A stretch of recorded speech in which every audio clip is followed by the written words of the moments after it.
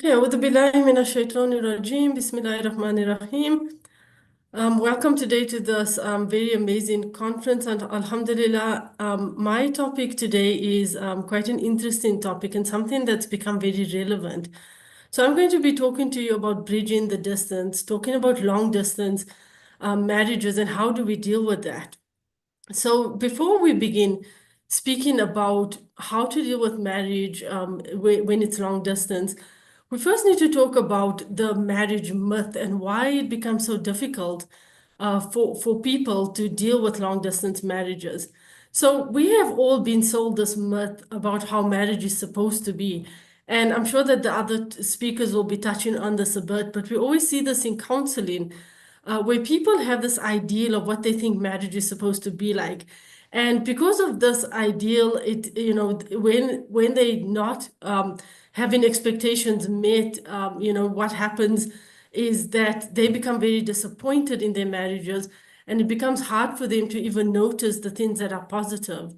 So part of this myth is that we need to be with our spouses 24/7. You need to spend all your time together. You need to be doing everything together. And we're not saying that it's not ideal to be staying with your spouse, but there's many situations nowadays where, people have to be separated, whether it's for work or for studies or because of family situations. And the world has become so global that travel becomes something, that's very common. So it's not always possible for spouses to be together physically all of the time. And when we have this expectation that this is how it's supposed to be, it tends to cause a lot of unhappiness and dissatisfaction in marriages. So we're first going to start by looking at this mindset and how we deal with that mindset, because the mindset is really what contributes to our feelings. And then obviously that fits in with how we deal with the distance in marriage. The other thing that tends to impact on how we see marriages is what we see in social media. The portrayals of marriage in social media, how couples are supposed to be, this is very worrying nowadays because it sets the scene, and we have many social media Muslim couples who are setting this very unhealthy trend, telling people that this is the ideal, this is how marriage is meant to be. So let's just clear this myth at the beginning to tell you that your marriage is unique, just like your life story is unique. The story that Allah Ta'ala has written for you as an individual as well as with your spouse is not the same story that somebody else has. And obviously this is part of our test as Muslims on this earth. So our mindset becomes something very, very important for us when we're dealing with long distance marriages. It's really dependent on how we're going to deal with it. Are we going to be miserable, or are we going to be able to make the best of the situation? How do we deal with focusing on the correct mindset is we need to remember the purpose of marriage in Islam. And it's very, very clear, right? Allah Ta'ala mentions in the Quran that Allah has created partners for us so that we can dwell together in tranquility. So the purpose of marriage is supposed to be for peace, for support, and it's also supposed to be, sorry, my apologies. It's also supposed to be a form of ibadat. So the Prophet ﷺ mentioned something to the effect that marriage is half of your deen. And I just heard the previous speaker, Dr. 𝗭𝗶𝗴𝗶, was speaking about the positiveness of marriage and how it actually was the first relationship that Allah Ta'ala created. And I think that's very, very positive. So when we remember the purpose of marriage in Islam, it's not just about, love and romance. I'm not saying there's no place for that. Of course, that is important in marriage, but that's not all it's about. Marriage is a form of ibadat. It's a means of us getting closer to Allah Ta'ala. So if we focus on marriage as being the be-all and end-all, like the only purpose for us on this earth is to find a partner and get married, then obviously we're going to be having problems. But when we remember that our marriage is a means towards becoming closer to Allah Ta'ala, it's a means of ibadat, it's a means of saving us from sin, then of course this becomes easier for us to navigate. So any form of ibadat involves some sort of sacrifice and effort. If we think about anything, the month of Ramadan is around the corner. We're all getting ready to fast in the month of Ramadan. We all love the month of Ramadan, but is it always easy? The answer to that is no, there's some sort of sacrifice. It's not easy to leave food the entire day, especially when it's near the time to break your fast. Sometimes it becomes very difficult. Similarly, with any other form of ibadah, whether it's your salah, reciting Quran, it takes effort, and it's not always easy. Sometimes there is some sort of sacrifice that has to come in with that ibadah. And when we look at marriage that way, then we realize that it's not always going to be easy. There are certain obstacles that we are going to have to deal with. And of course, we need to remember what is the aims for our nikah. If it is for the pleasure of Allah, to gain the pleasure of Allah, to follow the sunnah of the Prophet ﷺ, then it becomes easier for us to deal with the distance in marriage. So how we frame things has an impact. And in psychology, there's something we call reframing, and we often use this with our clients in counseling, is to be able to realize that every situation has different images, it has a different picture. So there is not only one way of seeing things, there's always many different ways, different perspectives in which we can view something. And when we realize that we don't always have to be negative, that there is a positive side, we just need to reframe it, or we need to look out of a different window, that begins to make a big difference. And really, the power of our thoughts is very, very strong. When we start realizing that this is not all bad, I may be separated from my partner, and you're looking at it as something bad and something negative. But when you realize, this might just be a test, or it's not really bad, or the sabr that I make from the separation is actually going to be so much more beneficial for me, not just for this world, but in the year after, then we begin to see a different picture, and we can see some positivity in that. And the mindset that we have is going to impact on the quality of our relationship. Because you can still have a very strong marriage, even if there is physical distance. But the mindset is very important, because if we go into it with this negative mindset, believing that this is something really, really bad, then what happens is we start taking that out on our spouse. And every time you speak to your spouse, then your conversations, your communication, it's all only negative, it's not positive.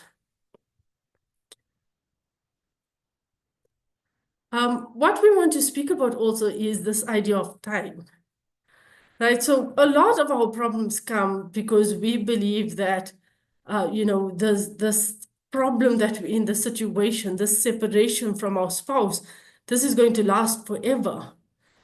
And we have to remember that the time we have is written by Allah Ta'ala. So the time that you have with your spouse, this has been decreed by Allah. You might be sitting and thinking that this distance from my spouse is the worst thing. We have a long distance marriage and it's really, really bad. But Allah Ta'ala knows what is around the corner. For example, you might have a couple who's living together, they're with each other all the time, and then Allah Ta'ala has willed a very short time on earth for one of the spouses, and they might pass away. So the time that we have been given, there's no guarantee to it. We don't know if we're going to be together for years. We don't know if we're going to be together for a short while.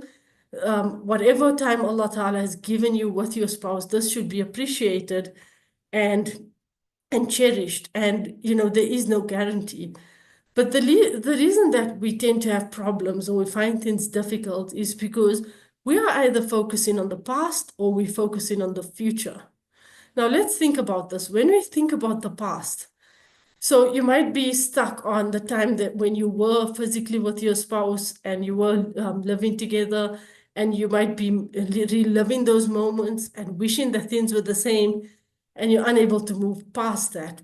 Living in the past for any situation tends to bring about depression. It makes you feel stuck.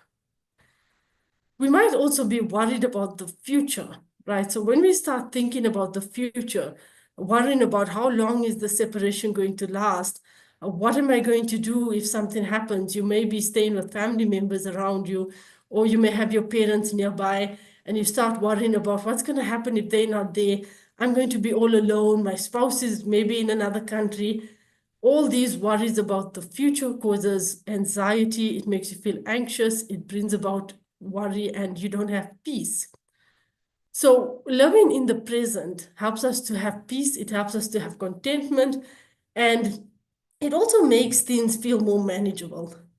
When we feel like I only have to deal with this for a short period of time, this problem isn't going to last forever, it becomes much easier. So think about it, right? If your spouse is going on a journey and you know that that journey is going to be 2 weeks, you're not going to be feeling upset or depressed because you know that inshallah after 2 weeks my spouse will be back and everything will be fine. And you're actually going to make the best of those 2 weeks. But because we don't know the time, sometimes this brings about worry for us. But we have to be able to deal with each situation as if it's only going to last for a short period of time. Because you know that we are told that nothing lasts forever. Every situation has to change. It's this perception that this is so long, it's going to last all the time. I don't know when it's going to change. I don't know when my spouse is going to be back. This causes worry, and this is where all the problems come from. So when we take it as, I'm just going to deal with what's happening right now, I'm going to deal with things day by day. Inshallah, this separation isn't going to last forever. We will be physically together again.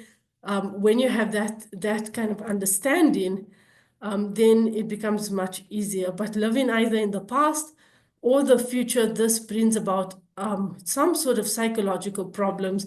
And once again, you know how psychological problems tend to then impact on marriages, and it just makes the marriage difficult. So it's not the idea of being physically separated that's a problem. It's how do we navigate that? What do we do to be able to build a strong marriage, even though we are not physically together?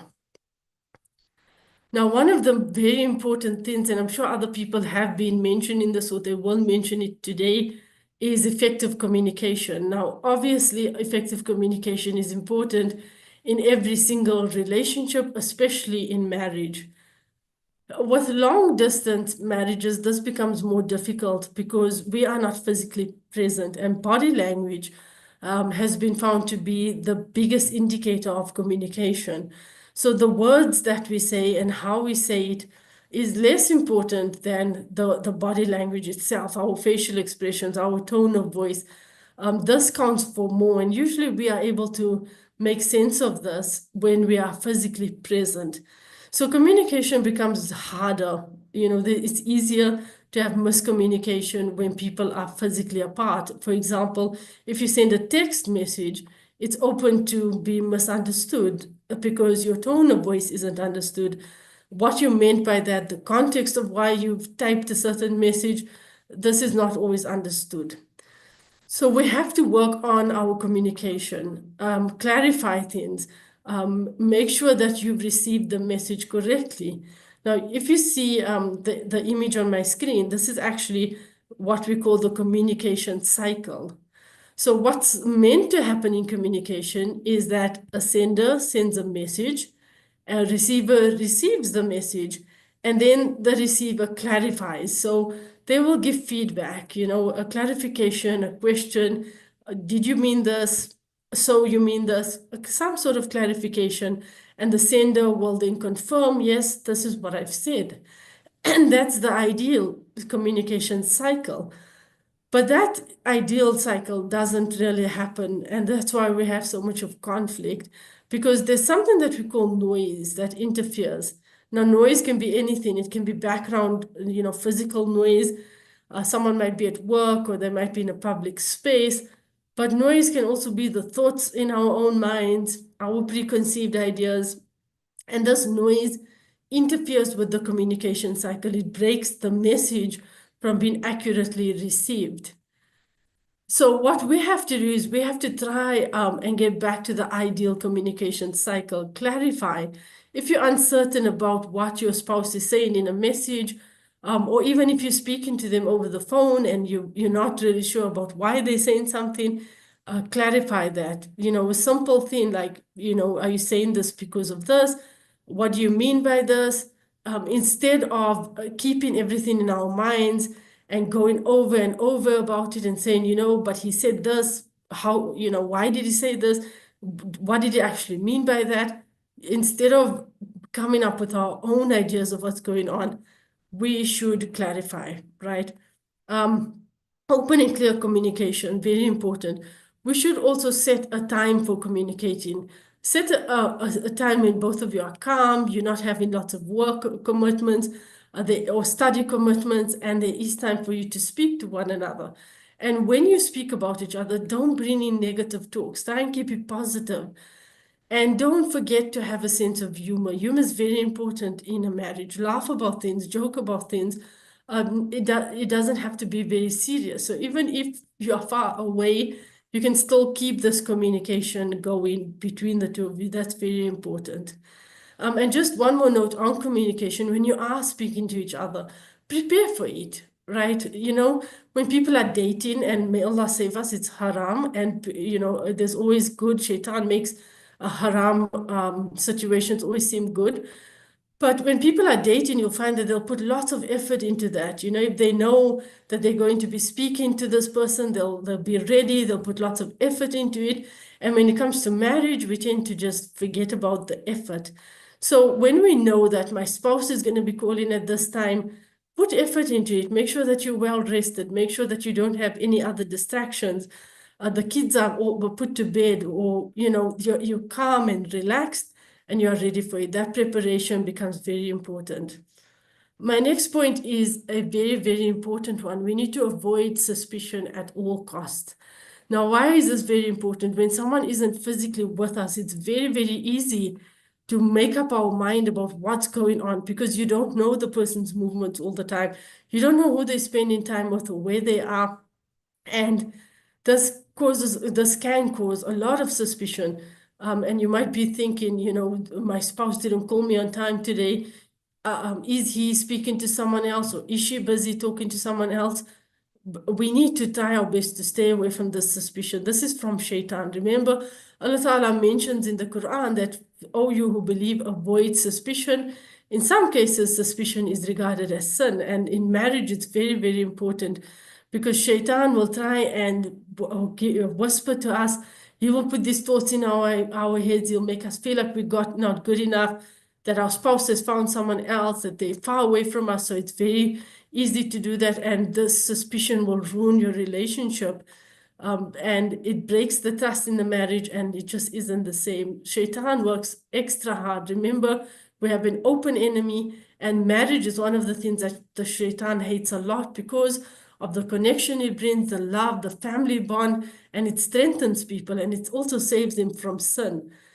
So if you find your mind becoming suspicious, wondering about what your spouse is doing when you're not with them, the key to this is to remember Allah. Make dhikr. Don't let your thoughts go there. Seek refuge from Allah, and keep your mind focused on Allah Ta'ala, and trust your spouse. Trust that your spouse is not going to do anything that will be displeasing to Allah Ta'ala, and avoid that suspicion as much as possible. The other thing that we need to avoid, and I know I'm almost out of time, the other thing that we really need to avoid is comparison. This is very important, because you may be mixing with friends, with family members, and they have their spouses with them, and they're physically together, and you start thinking, my life is so horrible, or so sad, or so lonely. Please avoid this comparison. Your life story is not the same as everyone else's. Allah Ta'ala has written a different life story for every individual. Remember, in terms of comparison, the only comparison that's positive in Islam is to compare ourselves to those who are above us spiritually, because this will allow us to reach stronger heights spiritually. So in terms of worldly things, we look at those beneath us. Instead of looking at everyone who's with their spouses, Think about those people who don't have a spouse, or those people who have lost a spouse. This will make you grateful for the fact that you still have your partner, even if they may not be physically with you. So this comparison is very important. The other thing related to comparison is block out the negativity, because you may be hearing things from other people. They may have comments to make to you. They may be asking you questions that you don't know how to answer. For example, they may be saying things like, why does your spouse need to study overseas? Or, what kind of a spouse is this that they've left you alone?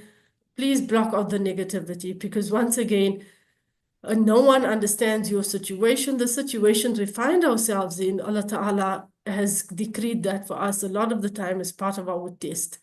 So the negativity we get from others, we need to block that out. My final point, and this is the most important point, I've left the most important thing for the last, and this is keeping the spiritual bond going. Now, more than anything, marriage is a spiritual bond. When Allah Ta'ala puts two people in nikah, it is a spiritual connection, and a connection that should lead you towards Allah Ta'ala. The spiritual connection may be so strong even if you have a long distance marriage. Even if you're not physically with your spouse, you can build the spiritual bond, nurture this bond. You can still pray together. You can still read Islamic books and talk about it. You can still, nurture your, do Islamic studies together, listen to lectures together. And when you do speak to each other, share these messages, give good nasiha to one another, encourage each other in spiritual growth. Because that spiritual connection, for example, you might encourage each other to wake up for tahajjud or pray something together. If you're missing each other, or you're really missing your spouse that day, you might say to your spouse, we really miss each other. Let's perform two cycles or 2 rak'ats of nafil and ask Allah to make this easy for us. These spiritual actions will bond you together, and the spiritual bond between spouses is much more long-lasting than the physical bond. So even if your spouse is not physically present with you, if you maintain that spiritual bond, when you do reunite physically, when you are able to live together once again, that connection is stronger than ever because you have built on the spiritual bond. And when we do anything that's related to Allah Ta'ala, then of course, Allah Ta'ala puts barakah in that. And we know something to the effect that even if a husband looks at his wife and that's pleasing to him, that becomes a form of sadaqah, a form of ibadah. So when we foster the spiritual bond between each other, this becomes a form of ibadah, and our marriage becomes something blessed, even if we are not physically together. So this is all very important. I just want to say in a closing that it's not easy. Anyone who believes that a long distance marriage is going to be easy, it's really not easy. But this is sometimes written as part of our test. We need to see it as something that's inshallah going to take us closer to Allah Ta'ala, and something that's going to bond you together as a couple. Because the strongest couples are not those who have everything easy. The strongest couples are those who go through trials together, and they overcome obstacles together, and they deal with things together. And at the end of the day, they've put so much of effort into that marriage that marriage becomes long lasting. So remember your timeline. You don't know how long you're going to have with your spouse. It might be that when you are physically together, you're going to have many happy, positive years together, and Allah Ta'ala will bless you in that way because of the sabr you made, because of the time that you spent with away from each other, working on nurturing that relationship to become closer to Allah Ta'ala. It may be that Allah even puts further blessings in that marriage afterwards, and that becomes a source of happiness and peace for you. So remember, Allah Ta'ala mentions that after difficulty or what difficulty comes ease. Allah Ta'ala never puts a situation in our lives that there's not going to be a solution for, or there's not going to be some sort of reward for that afterwards. So even if you're having difficulty being separated from your spouse for this time, remember there is always something that's positive that's going to come from that, whether it's a more nurturing relationship or blessings in the year after. Allah knows best how Allah Ta'ala will reward you. but none of your actions that you do for the sake of Allah Ta'ala goes unnoticed by Allah. So inshallah, this will be a means of positivity as well. So I hope this has been useful to you. Jazakallah khairan. May Allah Ta'ala protect all marriages and grant ease in all situations. Thank you so much for your time. I will end off now. Jazakallah khair.